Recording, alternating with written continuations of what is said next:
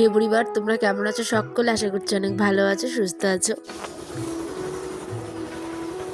আমার নতুন একটি ব্লগে তোমাদের সকলকে জানাই অনেকটা ভালোবাসা। দিনটি ছিল আজ হচ্ছে বৃহস্পতিবার, সকাল বাজে এখন এই 7টা থেকে 7:30। ঘুম থেকে উঠেই কলপাড়ের দিকে চলে আসলাম জানো। Hello everyone, welcome to my blog. কেমন আছো তোমরা সকলে? আশা করছি ভালো আছো, সুস্থ আছো। আজ হচ্ছে সকালবেলা থেকে ভিডিওটা শুরু করলাম। দেখো সকালবেলা এই যে ওয়েদার, রোদ্র উঠেছে হালকা হালকা, ঠিক আছে।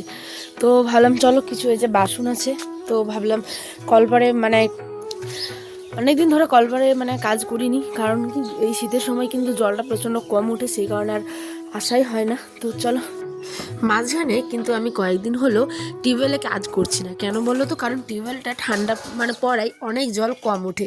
আর এইটা যেহেতু অনেক পুরোনো দিনের টিউবওয়েল, একদম আমার শ্বশুরমশাই বসেছিল সেই অনেক দিন আগে, আয়নের বাবার জন্মেরও আগে, প্রায় 30-40 বছর আগে।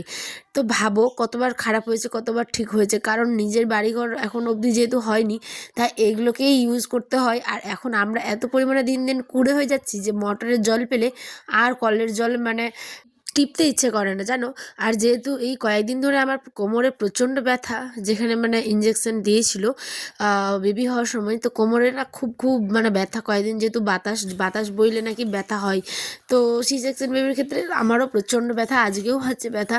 তো ব্যথা নিয়ে থাকলে কী হবে, সংসারের কাজগুলো তো করতেই লাগবে। তো ইচ্ছে করে আজ একটু কলপাড়ে গেলাম, দেখছি কলটা একদমই জল উঠছে না, বলতে ঠান্ডার জন্য জল একদম কমে গেছে। তো এখন আমরা ওই কারণে গরম জল ছেলে মোটরে ঠান্ডা জল দিয়েই কাজগুলো করি। তো চলো, সকালবেলায় আজকে আমার একজন দাদাভাই আসবে, আয়নার বার জন করেছে, মাঠের একটু কাজ আছে সেই কারণে।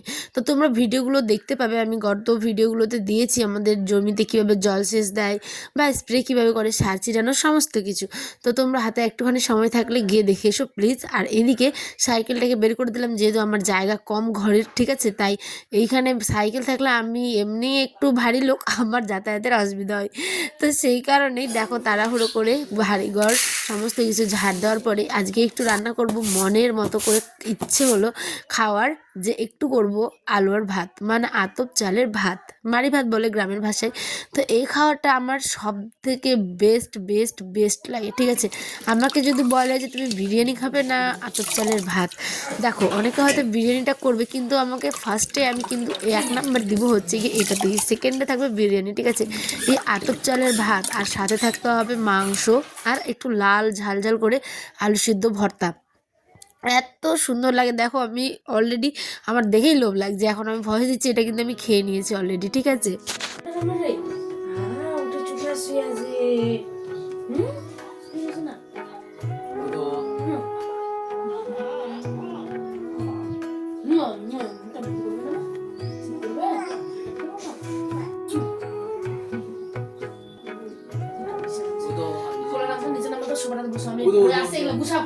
ঘরটাতে যে উঠে দাও, এগুলো উঠে পুষে করে ঘরটা ঝাড় দিবা, ঘরটা উঠে উঠো, তাহলে শুধু ওখানে পড়ো, নিচে পড়ো, সোফাটাতে বসো, নামো নামো।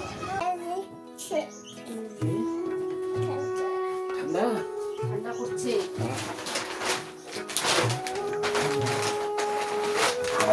যাও, আমরা বাড়ি দেওয়ার আছি কয়েকদিন না, কয়েক বছরের মধ্যে। তো যাই হোক, ওইগুলো অল্প পরে হবে। এবার আসলাম ঘরে, বিছানাটাকে আগে তুলে কিছু গুছাবো। বিছানাটা এত পরিমাণে অগোছলো করে রাখে আয়নের আব্বা, দেরি করে প্রতিদিন ঘুম থেকে উঠবে, ঠিক আছে। আর আয়নও ঘুম থেকে উঠবে দেরি করে। এখন দেখো বাপ ছেলে মিলে আদর করছে এদিকে, আর আমি কিন্তু বিছানাটা গুছিয়ে নিলাম। আর এই দিকে দেখো মাড়ি ভাত বা আলতপ চালের ভাতটা কিন্তু বসিয়ে দিয়েছি। আর এই ভাত কিন্তু একদম গরম গরম আমি 2 থালা খেয়ে নিতে পারবো, সত্যি বলছি। কিন্তু ভাতও অতটা পারবো না জানো, যে পরিমাণে আমি এটা এত পছন্দ করি।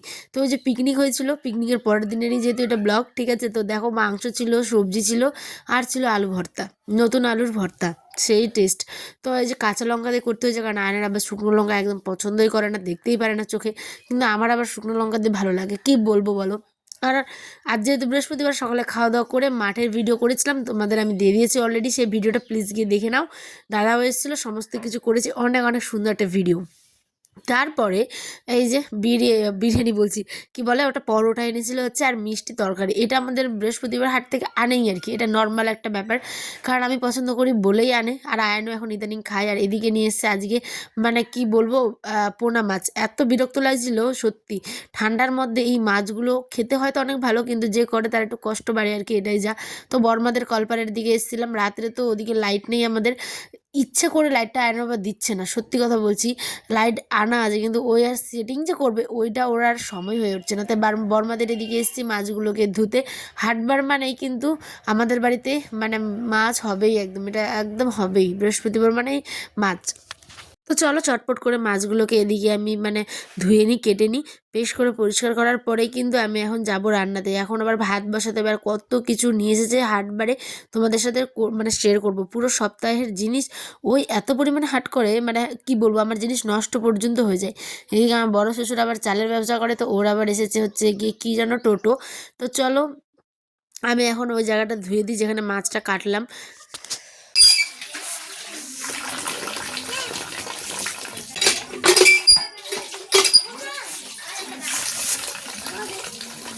কাটা হয়ে গেছে, বডিটাকে এখানে একটু ভালো করে ধুয়ে নিলাম। আর এবার আমি কিন্তু মোটরে মানে বাথরুমে আমাদের স্নানের ঘর আছে, তার সাথে আরেকটা জায়গা আছে, ওখানে গিয়ে মোটরের মধ্যে ভালো করে মাছগুলোকে ধুয়ে নেবো। কারণ এইখানেও লাইট আছে, কিন্তু ওইখানে আবার লাইট বলতে কি ভালো করে আঁশগুলোকে ঘষে ঘষে তুলে তুলে চকচক করতে হবে মাছগুলোকে আর কি। তো চলো মাছ টাছ ধুয়ে একদম তোমাদের সাথে চলে আসলাম। এখানে প্রেসারে আমি ভাত বসিয়ে দিলাম। এটা রেশনের চাল রান্না করলাম আজকে, আর সরু চালটা রান্না করিনি।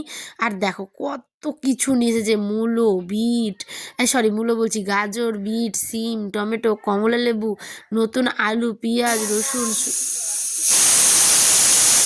সোয়াবিনের প্যাকেট থেকে শুরু করে A to Z। কি বলবো, মানে এত কিছু আনে যে নষ্ট লাগে, নষ্ট হয়ে যায়, জানো কি বলবো। তো দেখো এদিকে আমি মাছটাকে ভাজতে বসিয়ে দিলাম, আর একটা সুন্দর শর্ট ভিডিও দিব। হ্যাঁ, তোমরা কিন্তু অবশ্যই চোখ রেখো আমার চ্যানেলে।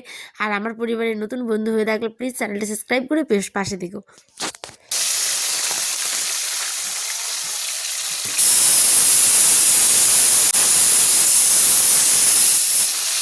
তো এবার মাছগুলো ভাজতে বসিয়ে দিয়েছি, ওদিকে এখন মশলা করব।